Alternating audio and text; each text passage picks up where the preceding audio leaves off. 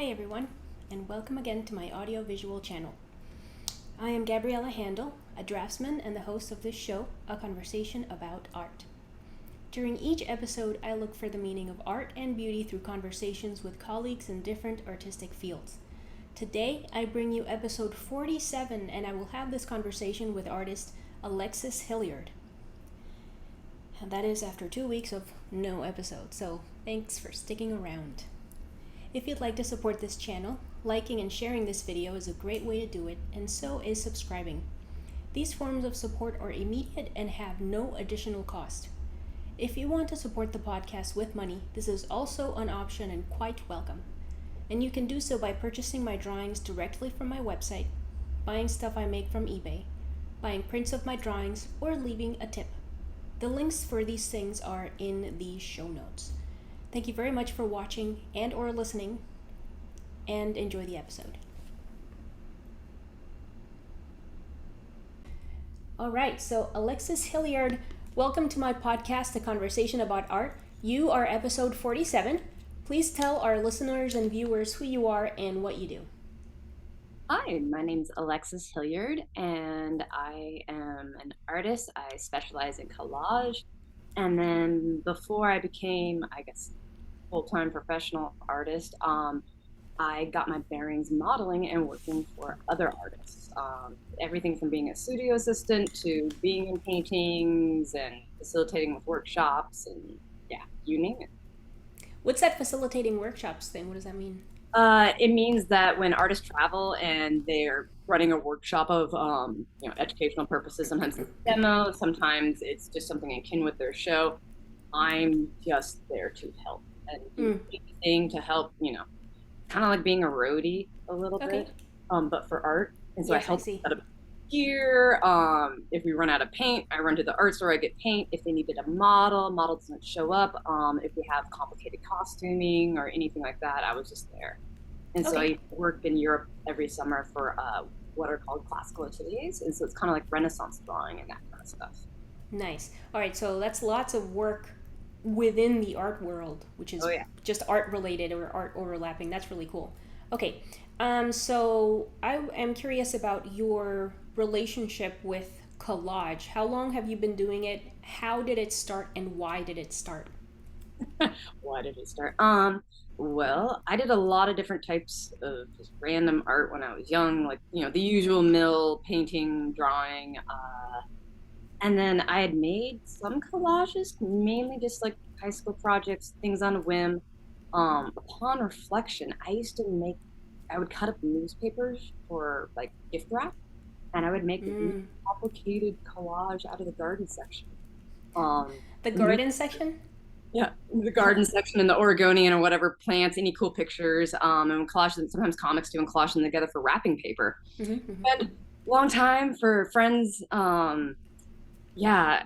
making beautiful wrapping paper, and they would just tear it apart in like 2 seconds. And I don't know why I spent a lot of time in my early 20s doing that, but what's funny is I actually got a pretty good bearings with collage doing stupid informal things like that. And then what was it? I was a photo major and a painting major in undergrad, and I also worked for Architectural Digest. And so I had pretty good photo chops. I eventually internshiped and worked for a painter named Bo Bartlett. He's a kind of a figurativist, not classical, but very, in the tradition of oil painting. And so eventually, like in this weird way, all my skills kind of hybrided and or all your what? All your what? Sorry. My skills hybrid together. Or what I was gonna kind of allude to or say is at best, most people are the things that they're good at and the things that I'm bad at. And so collage kind of supported both of those things.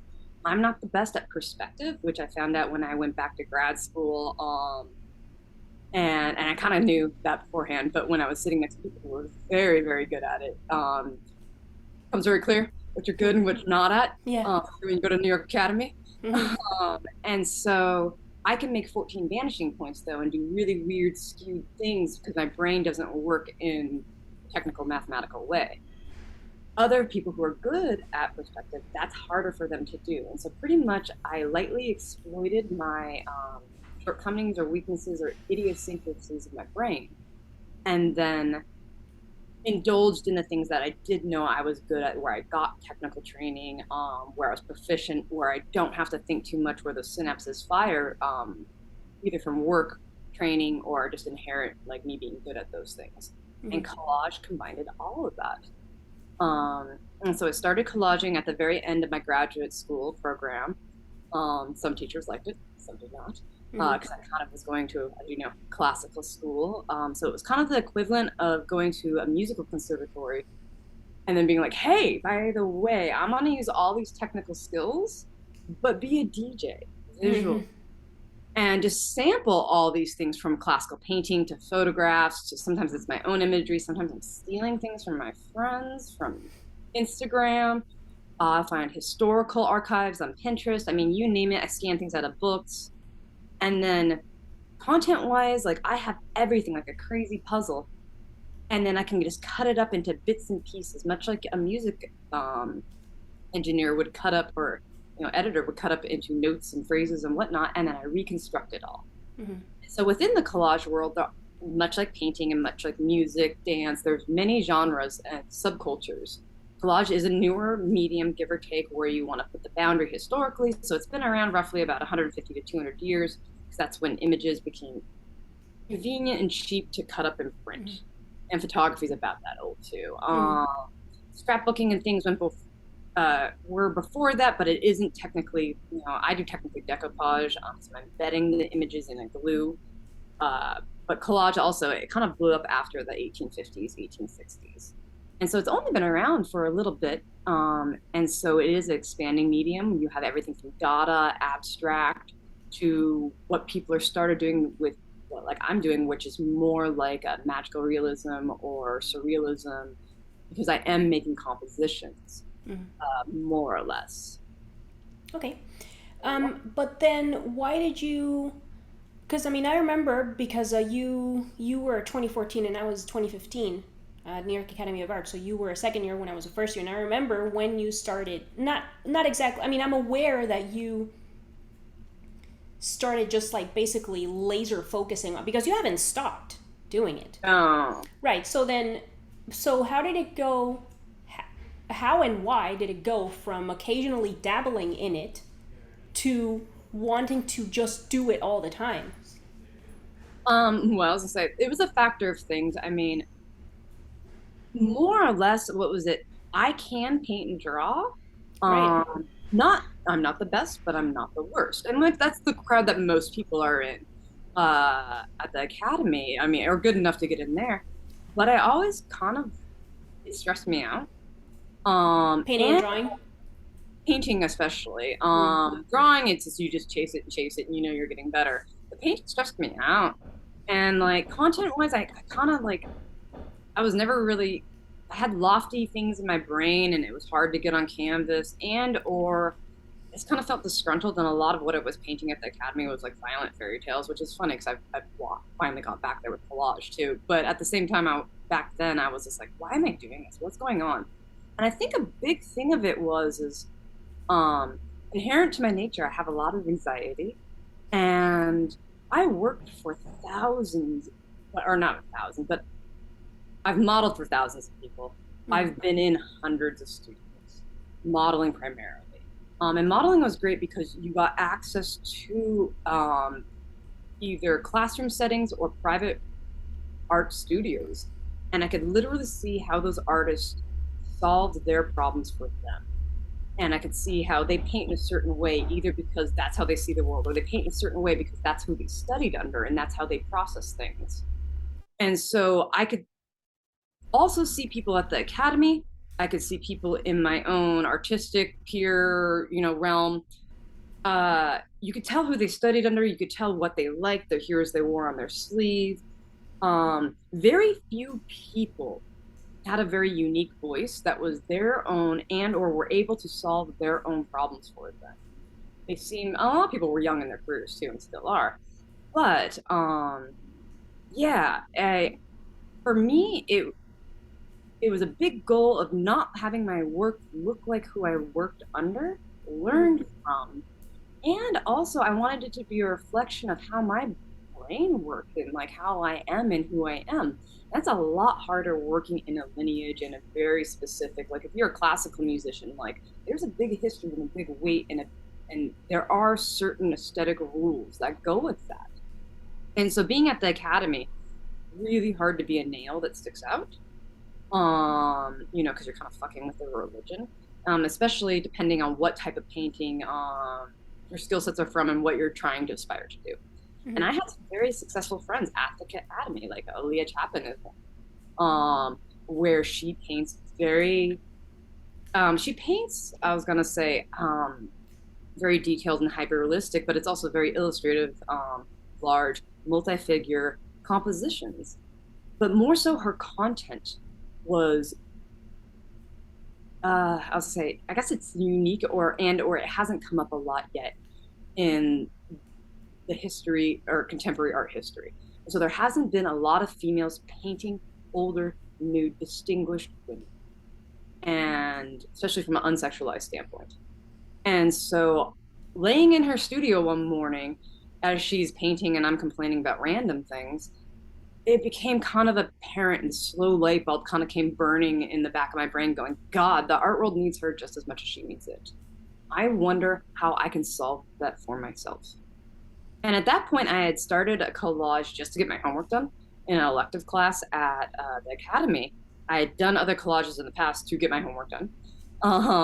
And mainly to serve other purposes too. Like I had done a lot of like mixed media within the dark room to then rephotograph and do like weird little like, I was gonna say pre-CGI, like, little photo techniques and stuff like that. And so I kind of knew I could do these things loosely, or you're so tired and so desperate to just do stuff and to get it done semi-well at the academy, especially for the second year. I was like, fine, making this. And I kind of wanted to make one for a while, just, never had the excuse to do one. Had similar thoughts with drawing and painting there too. And then I was up late at night working on a big World War II dogfight. I had some teachers go, why are you making that? You need to work on your homework for my class, da da da da da. I'd also had a couple friends and teachers at that point come by while I was working on it and go, yo, that's cool. Why aren't you making more of those? Or, oh, you're going to paint that? That looks amazing. You should paint that. That's really cool. If you can paint that, yeah. And so like, yeah, and depending on who the person was, how much I liked their art, how much I took their opinion, to know me, to know like what they would say would serve me no matter what they said, good people. I was like, damn it, maybe I should listen to some of these people. I was like, yeah. And what did it sounds really cliche, was up late at night working. I think I had added more substrate to make the original. I started out with like a 16 by 24 and I added another substrate too, which you're not supposed to do. And I duct taped it to the back. And I think I was on my third one going, no, you need to make this like 3 times the size that you thought it was. It was like, fuck, I am really enjoying this. It was like, God damn it. And it felt like, I was going to say, like amphetamines or like a certain type of drug trip. It was amazing. And I was like, oh, this is dopamine and serotonin and all the feels. And it was like, damn it. And it was like, holy shit, you got to chase this.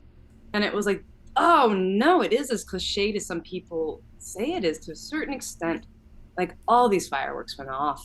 And it was like, I don't get tired working on this. And it was like, damn it, that's a good sign. And it was like, okay, whatever, pursue this one. And after I made that one, I kind of started a couple other ones that were very similar to it, little baby steps. Those were harder because they weren't up in the air. It wasn't an aerial thing. And I suddenly realized perspective was hard and certain things and gravity and whatnot. But it was like, okay, I think I can do this. And at that point, I was getting either immense praise or immense like men's praise? Praise? I was either getting immense praise, yeah.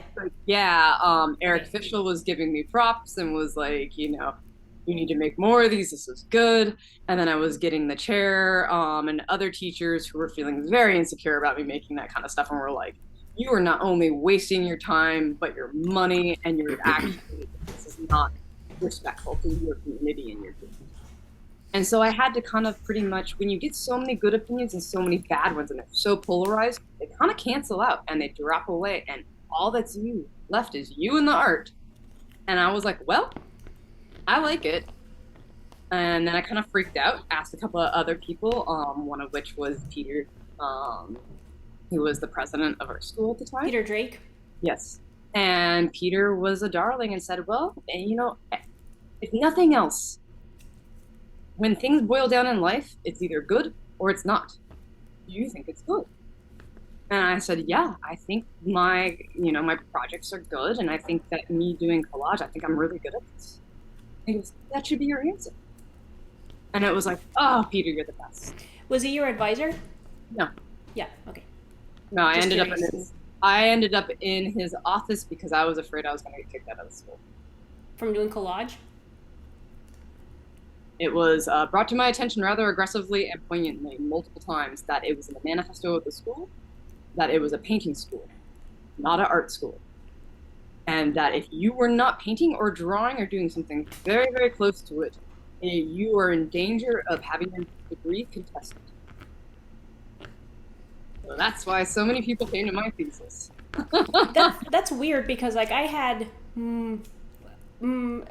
one classmate for sure that like her thesis work and her work was installation, so it's like and she encountered a lot of flack. And she cited me as one of the examples that you could not do that, and that the academy really did need to start evolving in minute ways. And she was to a certain extent, I think I know who you're talking about, she went hard with the installation because she had been denied and or been told that she could not do other things that incorporated photography, even though there was elements of painting involved, that it was still photography was not allowed. Very, very discouraged at the academy, depending on the teacher. But right, so I mean, I TA'd for a class where the guy, like, all of his reference material was photography. Yes, but then he was to do a painting. What? And because she was using still photos as part of her core method of making the believe that was not appropriate at the academy and that she should be learning academy skills while she's there. Right. Otherwise, you go to NYU, you go to these other schools. Right. Yeah, I mean, I personally probably taken the spot of another student who would be focusing only on painting, and so it's disingenuous to do anything of it. Yeah, I mean, I don't really understand certain decisions made by people who claim to want to go to the school, because it's like the school, like what the school teaches is pretty clear, and it's like, I don't mean you specifically, because it's like, I always thought the school allowed for enough exploration to be able to do stuff, but it's like, I had classmates like in my class complaining about the anatomy classes, and it's like, that's why I went there. It's like, that's what the school teaches, and it's like, all of the information of what the school teaches is clearly on display on the website, like everything is available, and it's like, I don't understand why somebody that has no interest in any of that material would shell out thousands of dollars per year in order to then complain about not being allowed to do certain things. And it's like, I don't think that you, like, for example, you in your case should have been necessarily like threatened with being kicked out or something.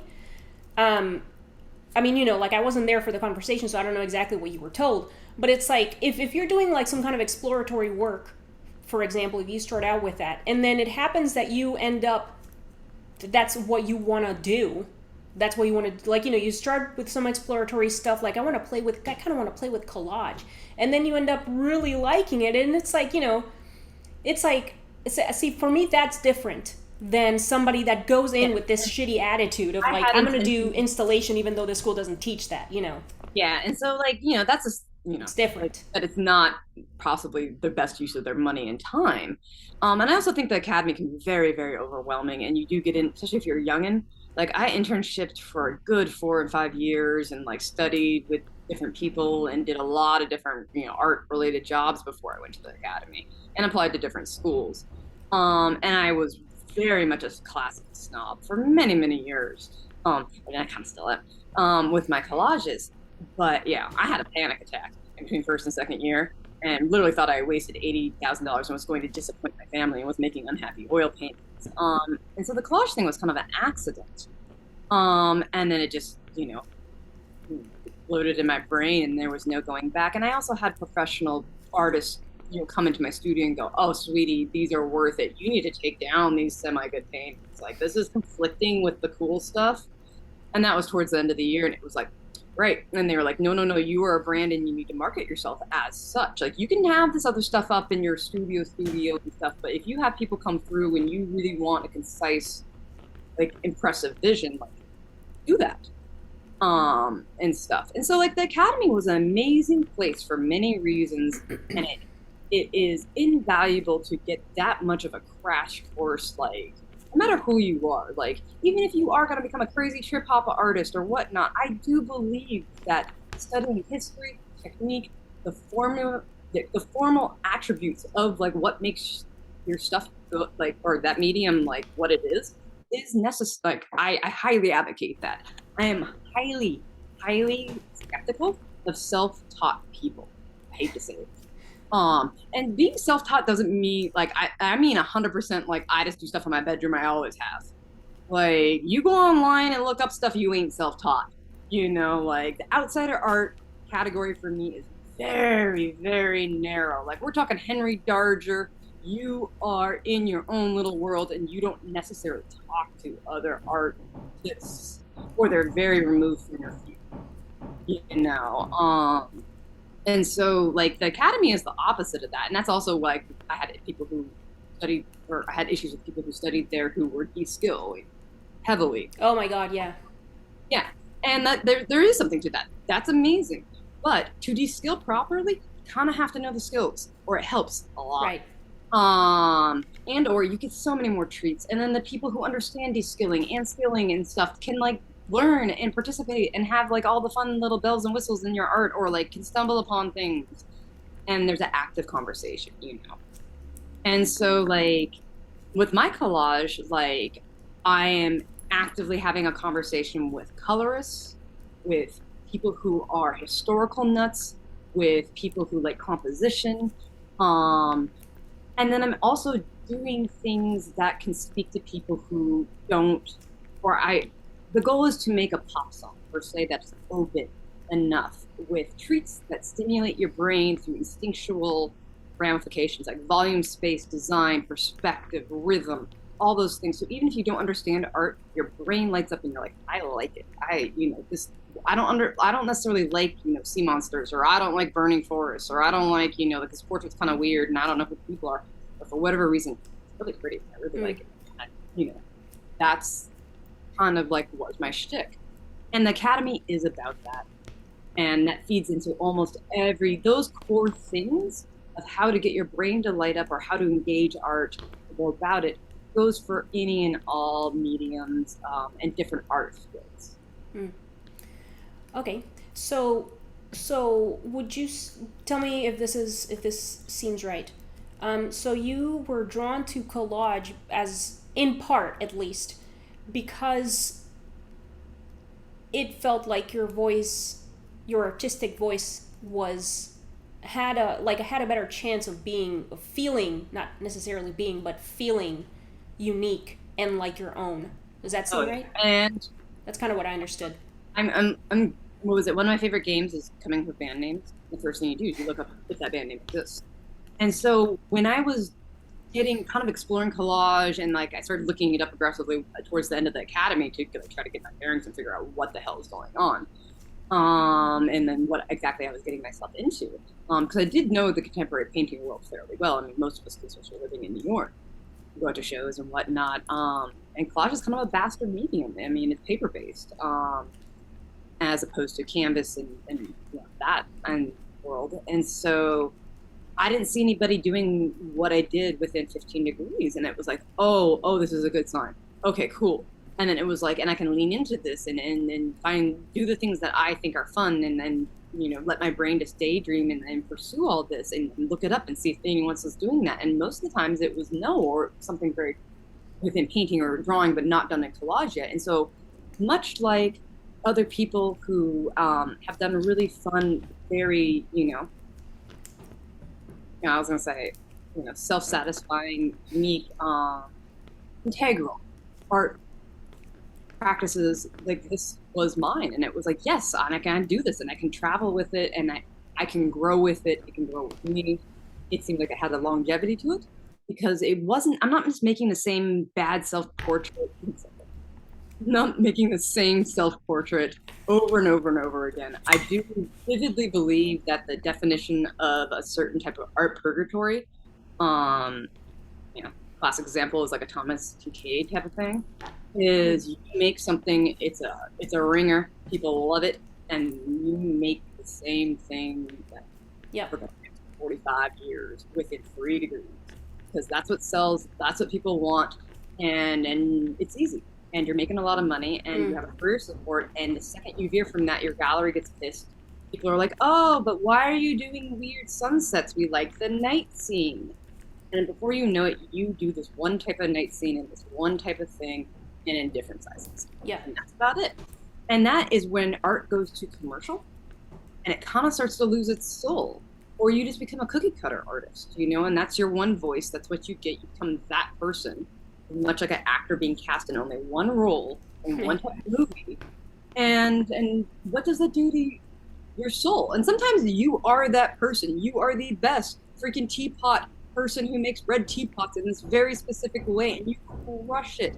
And all people who look up red teapots in this one form, they're like, dude, they're the messiah, they're the best.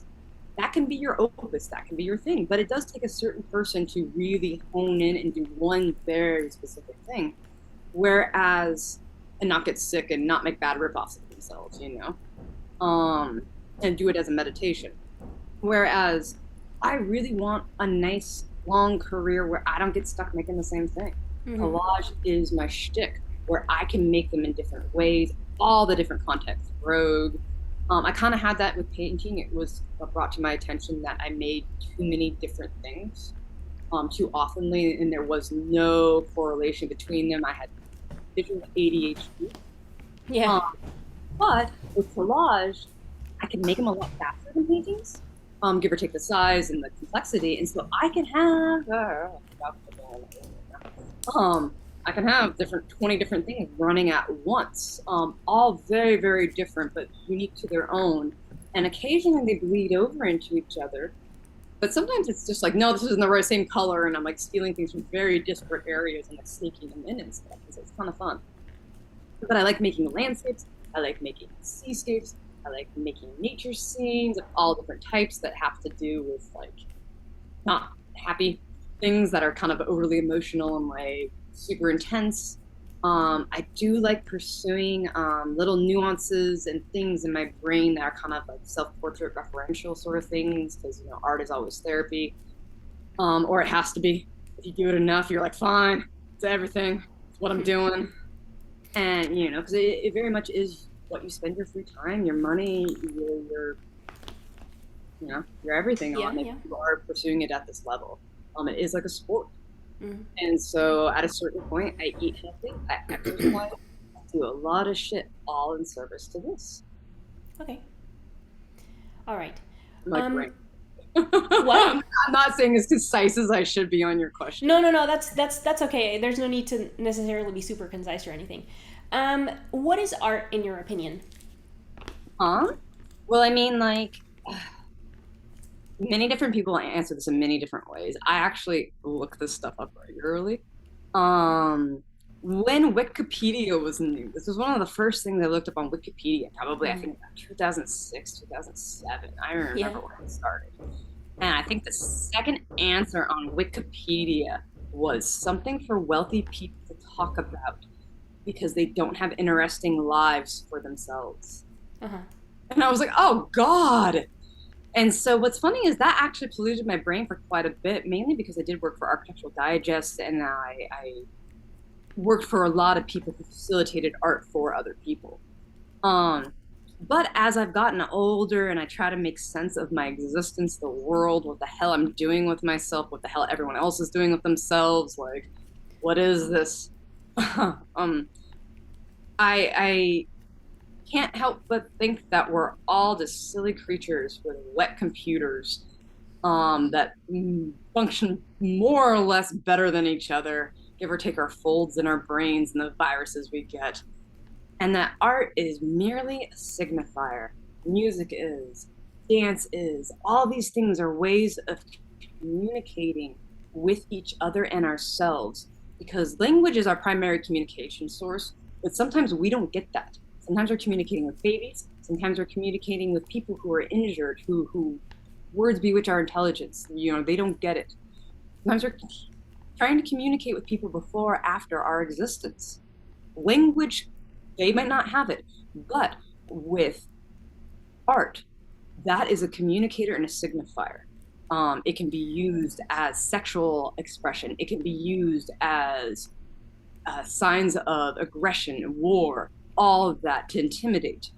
And it pretty much lights up our brains in different ways because it is heavily succinct and related to our inherent way of processing patterns and surviving in the world. Because we process patterns to figure out what to fuck and what to run from. Mm-hmm.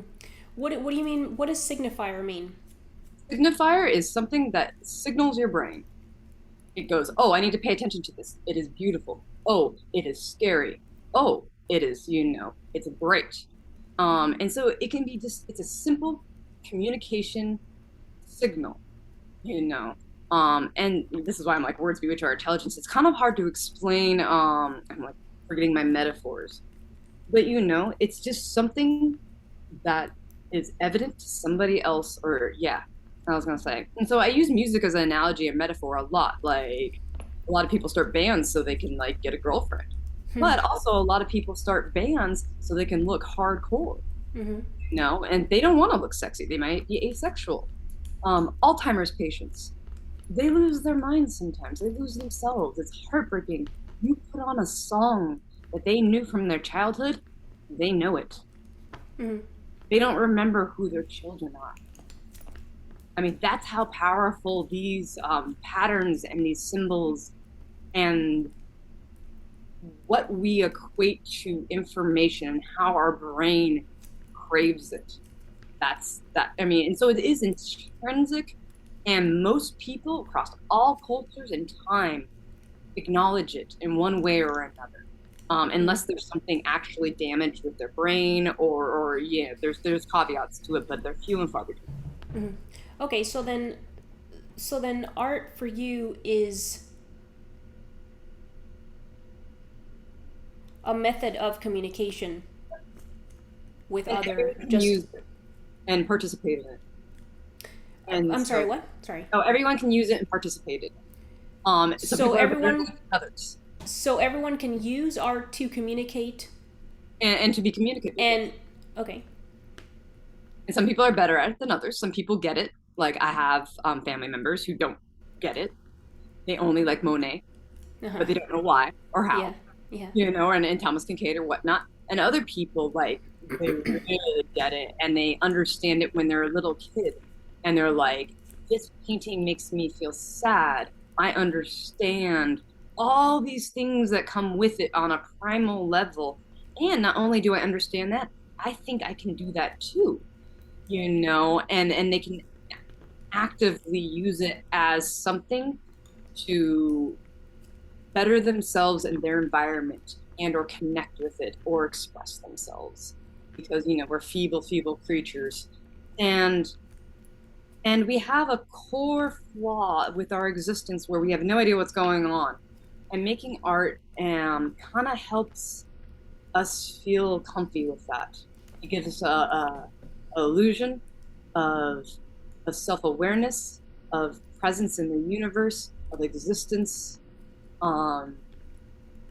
It harnesses energy, and that is everything in the universe at its core. It's just energy and stuff. And so I was gonna say it's an instinctive thing, and then it's also something that gives us divine purpose. And so if I didn't have art, I would probably be in the medical field, or I would be doing something to establish purpose and worth for myself, so I didn't feel like a lazy asshole, or I was just like killing the planet slowly, enjoying myself from petty pleasure to petty pleasure. There is something to getting in a flow state and existing outside yourself, which feels really, really good. And so, like, I originally did start probably pursuing art for very, like petty, selfish, immature reasons, to a certain extent. Most of us do. Very few What people. were those petty, immature reasons? To be smart, to look like I'm competent to other people, to establish worth via being good at something, because it feels good to be good at something. Sure. Your family wants us to have talented children. You want to have people fall in love with you for the right reasons, not because you're just hot. That is a good reason. As females, we want to be beautiful. Mm-hmm. Society tells us that men should want to be pretty as well, I feel, but in a different way, depending on your culture. Their own way. I mean, and it's a sliding scale of amorphous, loveliness. But I mean, like, to be exemplary at functioning as a human, like, what does that mean? And a lot of times we are attracted to people who are symmetrical, that are talented for whatever that means, that are proficient at showing their weaknesses. And I mean, we love people who can be vulnerable and just incredibly strong. Like, these dualities are sexy and amazing and wonderful, but very hard to do. And so that's kind of on the cusp of being a young adult and then being a real adult, is realizing, like, fuck, it isn't just worth it wanting to be smart at something. Yeah, you can be smart at something, but a lot of people are good mall piano players, is an analogy for that. Like, what do you do when you're good at piano? Yeah, sure, you can play at the mall. People enjoy it. You enjoy it. But very few people then go on to want to do jazz. And then there's already the medium of jazz. Very, very people who are proficient at that small club of jazz then go, no. I want to do my own small club. Like, what can I do with these then skills that exploit my weaknesses, that exploit my strengths, that take all these other random things that, other people, not necessarily can copy, but then can kind of paraphrase and, like, get into and start exploring themselves. That's the aim, because you expand culture. You're not just participating in it. And it's a wonderful path then to kind of, like, take little nabs from history and your environment and feel appropriate using those without stealing completely, because you're utilizing them, and then give away what makes you the crazy, weirdest parts, where other people, it isn't appropriate to indulge in those weird, ugly things that you feel vulnerable with, but it's okay because it's honest for you. It allows other people to explore their things and expand their culture and their awareness. Before you know it, what was it? Bob Dylan's a good example. Nobody likes Bob Dylan's voice. Very few people like Bob Dylan's voice. He sounds like a weird old lady. I'm sorry. A little bit with Neil Young too. But he was able to rip off culture explicitly, and then people do great covers of his songs, and he kind of just snuck in there.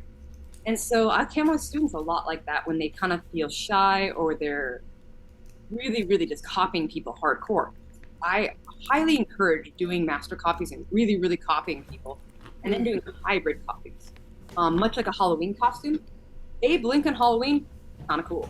But Abe Lincoln Zombie Halloween, definitely cooler. Now, if you're able to put 3 things in there, and you're Abe Lincoln Zombie Halloween with a weird, witty pun on the side, people are like, yo, that's amazing. And then you're like, yeah, and I did this thing and I made it myself. Like, you can crush Halloween. And the same goes for art and stuff, like, because we all have our comfy spaces, we all have teachers we've learned under, we all have things that we're more or less good at doing that we take from history in our environment, but it's about then pushing it, exploring it, asking, can I make this 30% better? Can I make it 20% better? What is 20%? What serves this art? And that's actually what a point that you do get to is you start making those things for its own purpose. You're not making it for you anymore. You're not making it to be cool for other people. Occasionally I do have to make things for money. We all do, for fucking capitalism, and or to eat. And then, whatever. I've made fakes of my own art like a couple times, and it is what it is. I hope our Antiques Roadshow either loves or hates me and is existing 400 years from now. We'll see. But yeah, it as I say too much. It's all about making your own little subgenre that you can live in and open up to the world. I really do believe. Like Green Day did a great job of that. You know how many Green Day ripoff bands there are now? Some of Yeah. them are good, and you're like, oh, I like this type of punk. It reminds me of like this and that and yada yada. Eventually one of them might usurp Green Day and like really expand that medium and open it up again like 30, 40 years from now when it becomes its own weird genre and all these other kids discover it and whatnot. And so, yeah, collage very much became my art religion in many, many ways. Art is more broadly, but it does so many things for me. It gives me purpose. It's like a fun fortune telling game. It brings people to me who, are young artists who have questions about things. And yeah, I got so. Okay. Yeah, it definitely reminds me. It definitely, your reply to the question of what is art reminds me of the reason, of what I understood as the reason for which you started collage, which is to do something that feels strictly, like it's strictly yours and feels also important in the sense, I like to make a lot the comparison with handwriting because, like, in art, because, young, quote unquote, younger people concern themselves with, oh, how do I find my style, my own voice and all of this stuff. And it's like, you start with master copies, like you were saying, and then play with them. And it's like, for example, like when I was being taught to write, we would do this in the calligraphy books where you just like try to copy the letters as best as you can in these between these lines, and then you write the letter over and over again. And then as you get older, when you get to like high school or something, then you have your own handwriting. And it's like another person, your classmates can recognize your handwriting because it's your handwriting. And it's like everyone is writing in English and everybody's using the same alphabet, but everybody has their own handwriting. So like that feeling of this is mine, and it feels good and important. I feel like there's an element of that in your ideas about art and your that is collage. very conscious, and I really did that was thought about and is important to me. Much like I was gonna say, I also advocate creativity. Like I do believe Sure. that all your ideas and do not covet them, and that creativity is a skill in itself, and you have to constantly just like explore that and work on it. It just doesn't come. But I'm glad you touched on that.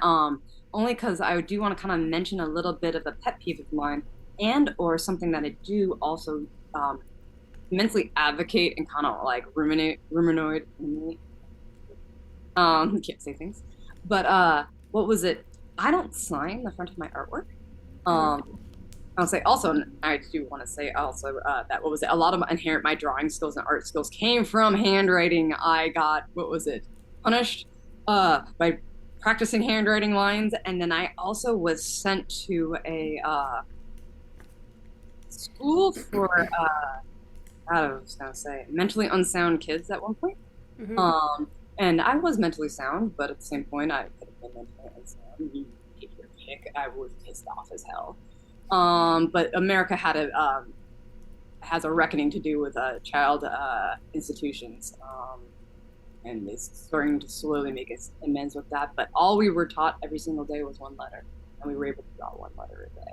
Mm-hmm. And when you focus very, very intensely on that one letter, damn, your handwriting can get good. And what's funny is my actual natural handwriting is pretty poor, but if I actually concentrate on it, I can do all different calligraphies and scripts and different things. But do I sign my pens? No.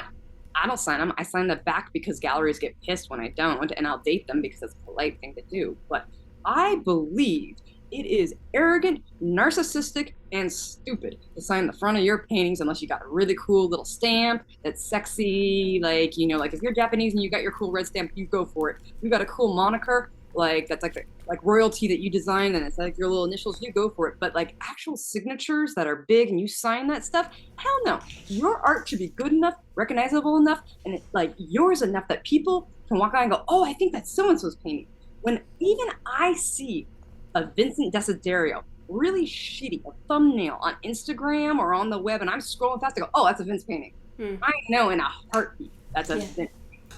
I don't question it. Or I go, wait a second, is that a Vince ripoff? Same with Odd and Eardrum. I was going to say, more often than not, I'm like, wait a second, that's an Odd and Eardrum ripoff. It's very, very rare where I'm like, I have to look really close. I go, no, that's a real odd.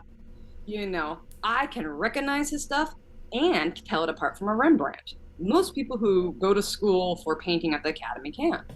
And so, like, with my collages, yeah, you can tell they're mine. I can tell other collage work, some people, apart from each other's. Other people's, no, it's the same cutout piece of outer space with Marilyn Monroe all over again, and it's 4 pieces. And I'm like, oh, that's that type of, God, somebody called it, shoot, I'm forgetting, the t-shirt company. But, just calling it, like, it wasn't Zazzle or something. But, it's Redbubble. Yeah, Redbubble art or something like that, and so like, and that kind of goes with painting though too. I see a lot of the same pop surrealism that are just like really bad Mark Wright like rip-offs, and you're like, that's cool, like, but like, what does that do for you in society except for add to the party band? And sometimes it's, he deserves art groupies, and it is something that, like, they might be young, it might be their only pursuit, it might be a hobbyist, that's cool, and or it might be their thing. But if you really have big, lofty, artistic ambitions, like I do, and other people, and like, I am a little bit of a snob. I do enjoy being, like, aggressively good at this. Like, I want that. I want my art to be good enough that people don't question whose it is. And I feel like other people should want that too, or that hasn't been discussed on a broad term. Like, and so, like, especially when I see, I guess the worst example is there's a lot of people who, like, they'll paint a painting, their painting style's really unique, I can recognize it, and then they go in with like a forest scene, whatever, they paint great trees, they go in the bright red signature every single time in the red bottom part. And I'm like, yeah, this is commercial. That's you selling your name, stick, and you as an artist. I have the same issue with people who wear really trashy art clothes to public places without an excuse. Like, that was New York. I'd see you in your trash painting clothes on the subway, and if you didn't look tired, that's a style. Like, and or you're getting cancer, wash your hands. Yeah. And so, like, and so I am in the clean painting camp. Like, if I can get art supplies on my clothes, like, I wear art clothes, like, and I change out of them before I go do real life stuff, some people, they like to wear painty clothes and stuff like that, and it is them, but yeah, that's, if they dress up, they dress up. They're not still at a black tie event with all their painty clothes on, where I've encountered that at art openings. It's super fancy. It's in, what was it, Fifth Avenue, like, New York, and I'm in, like, a really nice dress. I'm selling nice artwork. Everybody's like semi-black tie there, and then 2 of the artists show up and they look horrible, but that's their thing, to be more authentic. And it's like, wait, do you have a deadline still, or are you just like packing in another art show? It's like, why are you like this? Like, or at least, I don't know, go farther with it. It's like people who are like mean. Like, don't be an idiot, just be a villain. Go for it. Wear a nice suit. Lean into it. If you're gonna be an asshole, just be an asshole and commit. Like, don't be like lost and arbitrary. Like, I don't know. And so, like, there's a lot of purpose to what I do. And I feel like people should be self-aware on a baseline level of what they're making, why they're making it, how they're presenting themselves, or to not present yourself. 3D artists, a lot of them are a little bit aware of this because they have to protect their identities a little bit more. Or people who are in the ta-di-da art world are very aware of it, and they look amazing. They have great social connects, and their art's a little lacking. But they hire the people they need to make up for those amends because they are good socialites. Okay. I'm just I like I like it. That's an awesome rant. I am inclined to agree with you, but I must ask you other things. Yes. What is beauty in your opinion? Oh, what is beauty? Oh dear. What is it? It is it is much the same as, what is art, because it is pretty much a cousin, sister, sibling to that. Or it is one of the things that inherently makes it up. But it's pretty much what I touched on before, is beauty is an intrinsic part of how we make sense of the world. Because more often than not, beautiful things function well. Yeah. And so it has to do with form, color, perspective, like all the different things that make up our existence, plants, Fibonacci sequences, golden ratios. Those things hold true against cultures and time. And so what was it? Because beauty can change objectively from person to person, from, what was stylish in 1950 wasn't stylish in the 1700s. With the, or I was going to say, without, or with also including those things that never die away, like the Fibonacci sequence, everybody always likes. It's literally how our universe signifies beauty to us. The spiral galaxies, snail shells, waves. Also, those are patterns to pay attention to. Like those things are beautiful. Like if a leaf's disformed or something's funky, the plant might have a disease. We don't eat those ones. Waves have those beautiful forms and things like that. It's something to pay attention to. That wave can help you, or it can kill you. And so, like, whenever we see those spirals, we pay attention. Our brain lights up. And so I pretty much utilize beauty in my life and in my artwork much the same. Being a female, beauty helps us survive, much like it does for plants and animals and things like that. Plants use flowers and certain things to take advantage of us and propagate and whatnot. Animals do the same thing. Males and female counterparts of each species have their own visual displays that signify to others that they are not only able to procreate, but that they are healthy. And so it doesn't have to be always sexualized. It's purely a symmetrical thing that establishes worth.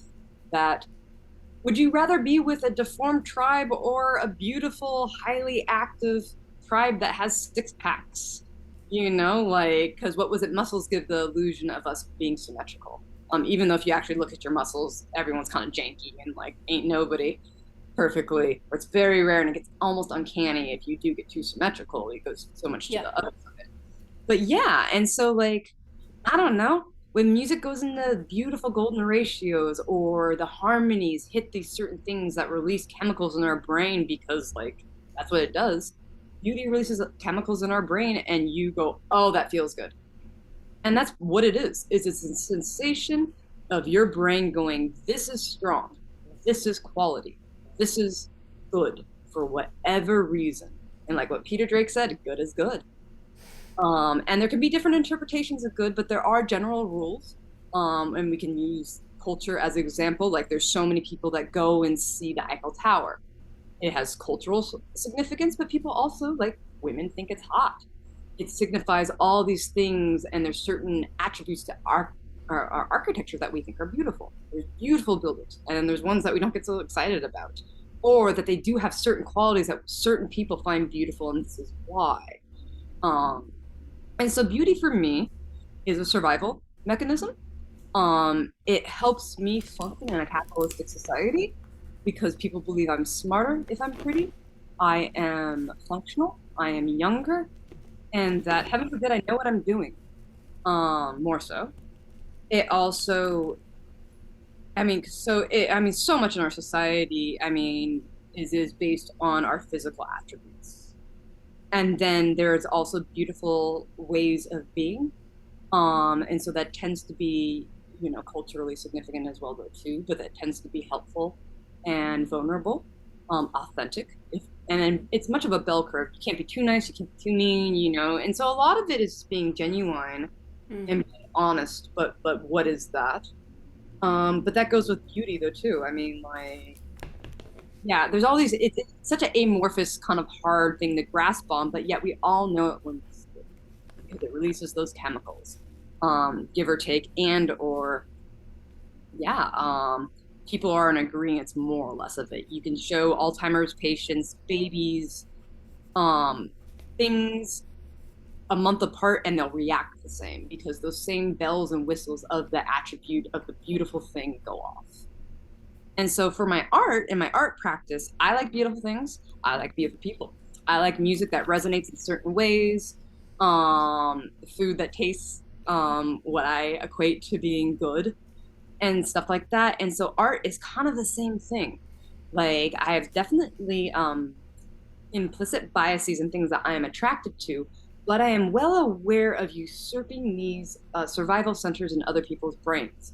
So like if they don't like waterfalls, they're gonna like the fact that I was able to collage together not only the cool nature things that they like seeing because, like, people like nature and we're kind of like, we're animals. But they also will get lost in the way that I'm collaging lens distortion on an Oculus, the way your eye works on an Oculus, to get these weird movements and orbs within the composition that then have the Fibonacci, so your eye moves in the golden ratio through it, and they're like, this is cool. And they actually sit there and they space out for a second because they get sucked up into the patterns. They don't like it. They don't want to spend $500 on it. They really do like that neon light art over there for whatever reasons it's glowing, but they're not going to knock my piece. And they might even go, hey, this collage is cool, to somebody who really does like collage art, or who really does like waterfalls. And so pretty much it is my inherent, female weapon, because men have all these other ones in society that I can exploit and I'm confident using because I know it has intrinsic power on a chemical baseline in our brains. Mm-hmm. Okay. Well, that was awesome. Well, that people give me things because I have pretty privilege. And it goes both ways, too. I was going to say, and it also doing only pretty things, only beautiful things, there is a limit to it. Everything is on a bell curve. And so what was it? I would encounter that in the ateliers, too. They got accused of making fluff art because it was only pretty. Mm-hmm. And its lack of content, or substance. Like, you could be doing all this stuff with just these things that register as beautiful but actually have meaning behind it. And so beauty can get a bad rap intrinsically too, for being shallow and all these things and only being like surface deep. It's about doing it in such a way that it really does hit the core resonance in your brain, and those synapses just vibrate to the point where you don't care. It really is, next level, and it does something primal. Because if you go see, doesn't matter what type of genre of music you go see or dance, when you see someone like really, really like hit a resonance or something, everyone gets stupid in the crowd, and they just like, you can see people make the duh face, all their brainwaves stop, and they actually, I think in contemporary neuroscience, it's been proven, especially with music and in lectures, I'm sure it probably happens in art to a certain extent, your brainwaves sync up and mirror the patterns. That is what's happening in the person's art. And that's also why master copies are important to a certain extent, is you can hack into that to a certain extent and get close and or hope to replicate what the person who is doing, at least what their brainwaves were in certain regions were doing. And so doing things with strong enough conviction, no matter what it is, even crochet art, you got the best conviction, and you're able to really get your synapses to purely fire so everyone else's does in the same way. That's beauty. Okay, I like that a lot. And I think it's also a good place to close off the episode because we have crossed the 55-minute mark. I was just gonna rant about how everyone on Instagram only likes my selfies and it pisses me off. Go like my fucking collages. I literally post bad, well, I mean, they're bad, but like, I can take a photo of myself. It ain't rocket science. I post those to literally jog the algorithm and suck all you pansies in to like possibly go to my page and look at my collages. I can get 300 likes on a picture of my butt. I can barely get 20 on sometimes some of my time lapses. And so pretty much at this point, your time lapses are cool. That was a blessing in disguise, and the pandemic accident, and it actually is becoming like a kind of weird third, like, or second art career where it really is vibrating in. I just want to make music videos, all you death metal bands. But and I'm very thankful for my video professors I had young in my career where I had no idea I was taking those classes in vain. It would help me so much in the last 2 years. But no, so pretty much like all you jerks on there liking my selfies, you're forcing me into doing self-portraits in collage because you know what? Screw it. I'm just going to put myself naked in my art and then you won't have a chance. You will just have to like them all. So that's pretty much what I'm going to end up doing, more or less. That sounds a lot like using this whole thing about beauty and what art is to your, to your benefit, or not necessarily to your benefit, but like taking advantage of those weaknesses in our pattern recognition systems to like force.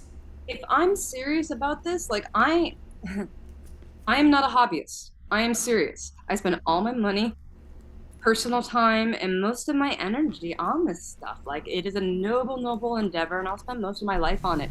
I am going to attack this with everything I've got, much like a fucking war. And so, or I've read Art of War. I like Taoism and all that stuff. And so, you know what? We're exploiting all our weaknesses, all our strengths. Yeah. And I am a young, semi-attractive female. Fine, whatever. I will exploit it while I can. Might as well. And so you don't know. That is also what I feel is really, really important, to figure out exactly what you're capable of. How big can you make things? How good? How pretty? Like, what is the limit to your skill set? And I really do feel like, or how much can you go the opposite way with it? And so exploiting and or indulging, I'm not using the same words over and over again, but yeah, playing mental games with yourself like that and actually using your brain and your skill sets as a crazy muscle, really, really valuable. And I really do think that that's how you stumble on the treats in life. York says you don't get any of the fun treats until you are shit scared and taking giant risks. You got to jump into the deep end of the pool, and then you learn how to swim good. And I would say the Academy is really good at that, I must say. And so, like, and work ethic and all those things. And so it gave me tremendous amounts of gifts, like, you know, when I first met you at that time. And it's about, you know, what do you do with those gifts? What is important to you? And how do you, you know, figure out what the world needs from you? How do you crack the system? And what weapons and tools do you have, and how do you choose to use them? Because at a certain point, the universe will open doors, or it breathes. Things get claustrophobic and you feel like you can't move and you don't have a lot of, you know, wiggle room. So it's really important for you to get skilled and healthy. So when the universe breathes, you will have opportunities, doors will open, and you want to be in the best position that you can be in to take advantage of all that shit before it hunkers down again. That was awesome. Okay. Now we can end. Yeah, that sounds like a really good, like an even better place to close. So please tell our viewers and listeners where your work can be found. Do you have a show coming up? Something of the sort? I have some work at Arch Enemy Arts in Philadelphia. Thank you, Arch Enemy. They are darlings, and there's a lot of cool people who show there too. Yeah, they have good people there. Yeah. Oh yeah, and different mediums, painting to, there is other collage people there, to mixed media, to drawing, sculpture as well. I think even pottery. I mean, I don't know where exactly those worlds bleed over, but yeah. So I would check out them. I was gonna say locally, I have a couple pieces always at Legacy Modern. I don't know if I can say it. It's a furniture store locally in Portland, and or they always can get in touch with me. And they've been darlings over the pandemic. I actually think I need to have some art there and trade out some new pieces, but I've been having issues with, you know, pandemics make things funky with shows and whatnot. I occasionally do have public art in Seattle, every couple of years it seems like, and so that's always something to check in on about. My curator is wonderful up there. His name is Ben Barris, and he also does performance art, which is something to always check in on, performance art people who do visuals as well. And then honestly, the best, if you really like my art and you really, really want something and or interested ever in a commission, the best way is to email me and reach out. Because it's always kind of a swirling vortex. I either have a ton of stuff going on, or I can point you to where the next show is and where all the stuff will be. Okay, lovely. So thank you very much, Lexi, for joining me. Thank you for your time and your words and your thoughts. Thank you, everyone, for joining us. What? Thanks so much for facilitating this. Yeah, of course. Thank you for taking time out of your day to talk to me for a little bit, and it was very nice to listen to your thoughts on things. So thank you everyone for joining us, and feel free to let Alexis and I know what you think of this conversation in the comments section. Also, I invite you to subscribe to my audiovisual channel because more of these conversations are coming. I also invite you to like this video and share it with any and all pertinent individuals. If you want to support Alexis, myself, this podcast, or all three, the links will be in the show notes. So thank you everyone, and see you next time. Bye.